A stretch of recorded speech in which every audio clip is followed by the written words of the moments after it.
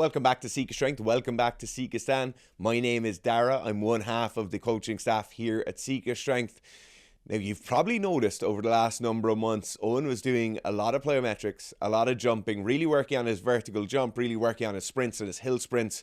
And thus, we've got a massive amount of questions on how do I start some jump training. Today, I'm going to start off with the fundamental basics you need to start on day one, week one of your jump journey. So to begin, what kind of jumping do you want to do? Now, in the jump world, there's a few different cohorts or a few different silos people fit into. So we have the recreational chasing of better jump values, whether that be better vertical jumps, better broad jumps, better box jumps, whatever it is. This has become much more popular in the last 5 or 6 years. You've seen a lot more people going for their box jump record in the gym or really working on a vertical jump, even though they mightn't be applying it in a sport like basketball or track and field. Now, this is absolutely cool. This is a great adjunct or a great side quest to be doing with your normal gym training, and it's certainly something you can make a lot of progress in, but your approach is going to be slightly different from somebody who's coming from one of the other groups, and this next group might be S&C for sports. So using plyometrics or jump training for your S&C in a sporting context has 2 or 3 different aspects to it. The first thing is we might be doing S&C for sports in terms of injury prevention or becoming a small bit more robust. So developing our tendons, developing those connective tissues, developing those motor patterns to be able to jump and land effectively without the risk of rolling ankles, buckling knees, tearing tendons, tearing Achilles tendons, and so on. The next aspect of sporting performance that we'll look to use jump training to improve will be actual performance outcomes. So becoming more explosive, having better acceleration phases, being able to jump higher, being able to jump further, whether you're a second row rugby player looking to jump faster and higher in the line out, or whether you're a basketball player looking to get over the top of people and dunk on them. Whatever it is, there are massive performance outcomes from our jump training. The next group then is strength training athletes in an off season or in a break from their weightlifting or powerlifting training who want to feel a bit more explosive, a bit more springy, a bit lighter on their feet. Now, in strength training, whether it's weightlifting or powerlifting or strongman for that case, you're really working on the far end of the force velocity curve. So when forces are incredibly high, velocities are a bit lower. Obviously, weightlifters sit a bit more towards the velocity end of that curve, but generally speaking, you're up around pure strength or speed strength. You're really on the higher end of that force curve rather than the higher end of the velocity curve. When we look at an off season or taking a bit of a break from those training pieces, then something like Plyos or something like some jump training can actually be really valuable. They can give the central nervous system a bit of a break, and it can be something that is going to be in some way beneficial to your sporting outcomes, whether that be powerlifting, strongman, weightlifting, but won't really tax the system in the same way that your standard training will. The final group then is our runners, whether that be sprinting, middle distance or long distance. We're really looking at the middle distance and long distance runners in terms of injury prevention. So maintaining those good running efficiencies as we get later on into the race. Also maintaining good tendon health and integrity as we go through a long season with a lot of running in it. Obviously, the sprinters will have a lot of explosive work and acceleration work coming from their plyos, but they're also looking to use plyos and jump training as a form of injury prevention and generally increasing the integrity of those lower limbs. The first thing you need to consider if you're in any of these groups and you want to start into some plyometrics or jump training is what shape are you in now? So in my opinion, the first area we look at within this group is what condition are your ankles, knees, hips and back in. If you're somebody and you're coming in with some plantar fasciitis 6 months ago, maybe some pain or discomfort around your Achilles tendon, maybe you have some dysfunctional tissue in your calves or hamstrings where you get multiple hamstring strains per year, or your calves get incredibly tight after a running session, that is something you really have to address right now. And you should not be starting into one of these training blocks if any of those flags are coming up before we start. So if you're in any of those groups, you need to do some rehab and get those systems and those joints sorted out before you get into one of these training blocks. The next one is body weight. So body weight is going to have a massive influence both on how quickly you can progress through these plyos, but also how susceptible you're going to be to overtraining when you're doing the plyos. If you're somebody you're in good shape, you might be incredibly lean, but you still have a BMI of 28 or 30 because you're 110 kilos and you're not quite that tall, you're still going to have issues. You'll have very similar issues to somebody who is 110 kilos but 30% body fat. And it's just important that you recognize that the actual weight that you're trying to jump off the ground and land back on the ground with will have an influence. So your outcomes, your progression scales, the aggression with which you can chase through those progression scales we'll talk about later will be slightly different, and a slight adjustment in your body weight will actually be very beneficial if you're looking for real performance outcomes at the end of this. If you want to get an extra couple of inches on your vertical jump, the fastest way you'll get there is probably losing 5 kilos of body weight. But then there are other aspects coming in here like weight classes or what you want your body weight to be at when you finish these training blocks. The next one is strength levels. So if you're working in a professional context in the UK or many places in Europe, you'll be working under the UK SCA, so the United Kingdom Strength and Conditioning Association. Generally speaking, to start off Plyos under the UK SCA, you want a double bodyweight back squat. Now, there's obvious caveats to this where younger athletes don't necessarily need the double bodyweight back squat to get there or to start those plyo training programs, mainly because the fact that their tendons and ligaments are a bit more pliable and they can be a bit more elastic. But if we want a general capacity level for where your strength should be at, I think 1.5 or 2 times bodyweight back squat is a great place to be at, just to tick that box. Your ankles, your knees, your hips, your back, your quads, your glutes, everything there has the capacity to produce a lot of force and to deal with a lot of those reactive forces we're going to be inducing. Moving on from that then is a certain split off or tangent is what's your total capacity going to be? Did you play soccer when you were in school and were you one of the fastest people on that pitch? Well then, those speed genetics are probably quite good. You can expect to get quite good outcomes from it. If you're somebody and maybe you're in your mid to late 30s, you've never done much jump training or speed training, then don't expect to be a world record holder on the box jump, or don't expect to be winning your local vertical jump or box jump competition when you go there, but just be happy with the progress you're making through it. Oftentimes, the level of progression we're happy with is dictated far before we ever start the training block itself. And so you have to have the honest conversation with yourself before you start training. What is going to be a good outcome for me here? What am I going to be happy with? And don't start changing those goalposts as you go through the training block. Finally then, I want to just talk about physical literacy. So as we're going through phase 1 and phase 2 of this, there's going to be a lot of learning that has to go on. So whether that's just the learning of jumping and landing mechanics, whether that's learning and feeling your way through how this week's jumping was versus last week's jumping, physical literacy or high levels of physical literacy will help you a lot with this. Just have the understanding that because you might be going through a program or going through these phases with your training partner, your buddy, your spouse, you won't necessarily have those same levels of progression that you might expect, even though you might progress through strength training in the same way or endurance training in the same way. The physical literacy needed to learn new movements and then to impart changes onto those movements, your level of physical literacy coming into this will actually have a massive bearing on that. Right, so we know why we're doing it or what kind of jumping you want to get better at. We know roughly what we need to look out for before we start into this. And the next logical step then is, where do I start? So where should you start? Let's just call this phase 1. The first thing in phase 1 is landing mechanics. So landing mechanics are the most important thing. It's like putting a Ferrari engine in a car without putting any brakes on it or just keeping stock brakes on it. You're obviously going to have terrible outcomes.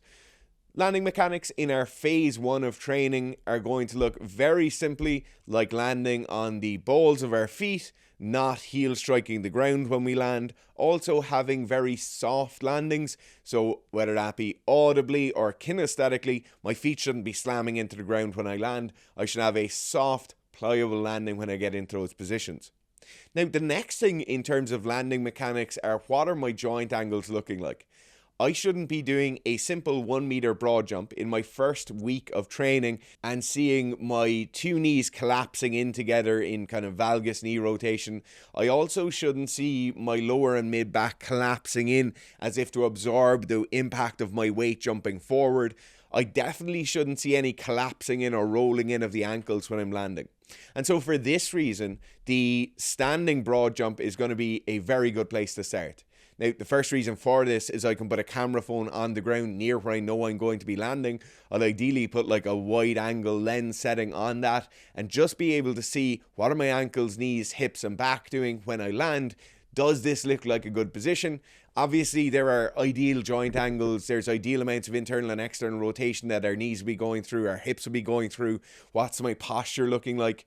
But generally speaking, does it look like a strong position when you land? Are you caving in? Do you look like Forrest Gump trying to run when you land on the ground? Any of these things, you'll be able to see it from 10,000 feet if it's a good landing or if it's a bad landing. Also, you'll be able to hear if it's a nice soft landing or if it's a very hard, aggressive landing. The other thing you'll be able to hear is if it's a staggered landing. So if left foot's landing before right or vice versa, this isn't what we want. You really want to be practicing the skill of landing down nice and safely on the ground and then being able to develop the distance you're jumping after that. So with those standing broad jumps, my favorite place to start is a single leg jump landing with two legs. So I start single leg on the ground, I jump as far as I can out in front of me, I land with two legs. This is giving me a very, very low barrier for entry. So firstly, I'm not going to jump that far because I'm jumping on one leg. When I'm not jumping that far, I'm not going to be developing a massive amount of force, so I won't get a massive reactionary force back from the ground. Then when I'm landing with two legs, I'm splitting that force across my two legs. And so hopefully the level of force going through the ankles, the tendons, the ligaments won't be massively high. I start off with that single leg jumping, landing on two legs. I then develop that into single leg jumping, landing on one leg. Now, this might be something where you're going to start off twice per week in phase one. On day one of that, I might go to single leg landing on two. On day two, I might do the vast amount of it being single leg landing on two, but towards the end of the session when I'm really warm and I really feel good, I'll go single leg landing on one. So single to single. How do I move on from there? Well, I move on by going to a bipedal, two-legged broad jump, developing a lot more force, hopefully moving a much further distance, landing on two legs. And then as I get into the end of phase one, where I'm really refining my landing mechanics, I'll go two-leg jump or two-legged jump, landing on one. I now have much more force coming through that one leg. I still shouldn't see the heel striking. I still shouldn't see any collapsing in of the knees or ankles. I still shouldn't see any lack of posture when I land. In terms of programming, how would this look? So firstly, we're practicing broad jumps. We're practicing single leg broad jumps. We might also go on to practicing some box jumps and practicing some drop landing. So stepping off a very low box, just landing in that nice bipedal position. We're just practicing those mechanics. Now, practicing is a key word in phase one. I am learning the movement. I am not looking to aggressively progress through those movement blocks. Generally speaking, 5 to 10 sets of 3 to 5 reps. So a lot of rest in this session. I want to be fresh my whole way through. If I get to 7 sets or 8 sets into the training session and the jump distance starts decreasing, I just stop there.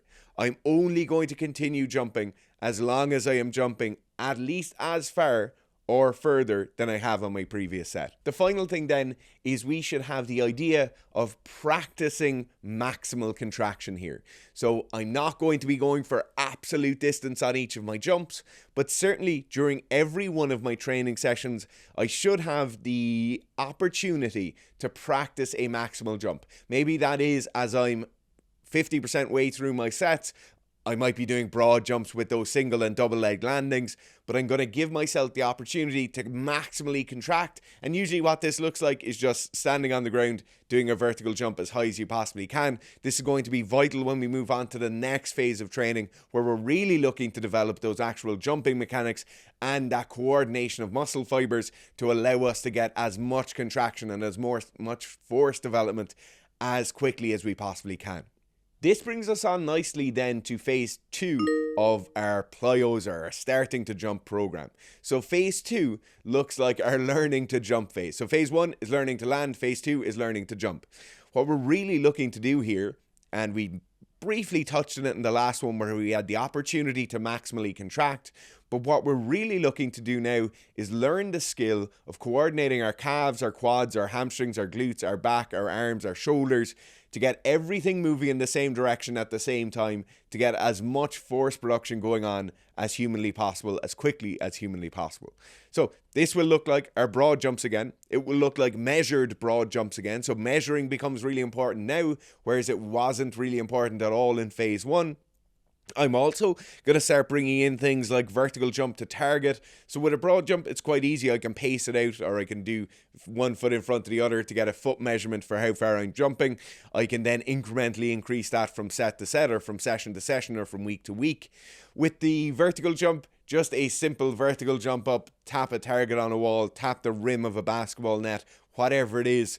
Any of these things will work well in terms of measuring.